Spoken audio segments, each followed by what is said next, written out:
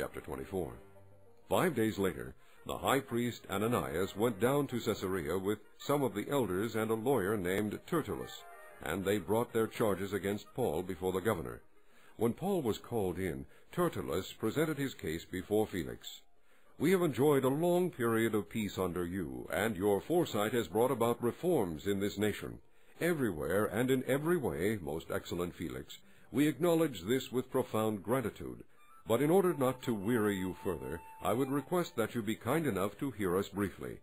We have found this man to be a troublemaker, stirring up riots among the Jews all over the world. He is a ringleader of the Nazarene sect, and even tried to desecrate the temple, so we seized him. By examining him yourself, you will be able to learn the truth about all these charges we are bringing against him."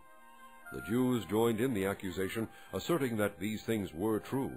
When the governor motioned for him to speak, Paul replied, "I know that for a number of years you have been a judge over this nation, so I gladly make my defense. You can easily verify that no more than 12 days ago I went up to Jerusalem to worship.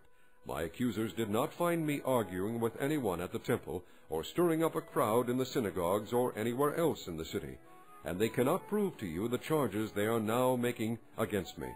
However, I admit that I worship the God of our fathers as a follower of the way, which they call a sect. I believe everything that agrees with the law, and that is written in the prophets.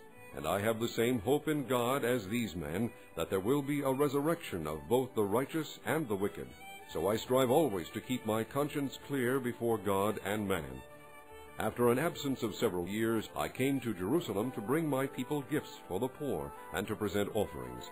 I was ceremonially clean when they found me in the temple courts doing this. There was no crowd with me, nor was I involved in any disturbance. But there are some Jews from the province of Asia who ought to be here before you and bring charges if they have anything against me. Or these who are here should state what crime they found in me when I stood before the Sanhedrin, unless it was this one thing I shouted as I stood in the presence.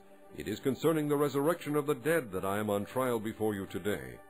Then Felix, who was well acquainted with the way, adjourned the proceedings.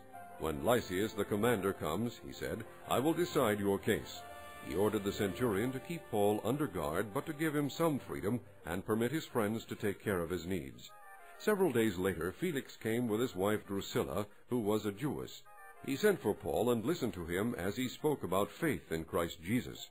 As Paul discoursed on righteousness, self-control, and the judgment to come, Felix was afraid and said, "That's enough for now. You may leave. When I find it convenient, I will send for you." At the same time, he was hoping that Paul would offer him a bribe, so he sent for him frequently and talked with him. When 2 years had passed, Felix was succeeded by Porcius Festus, but because Felix wanted to grant a favor to the Jews, he left Paul in prison.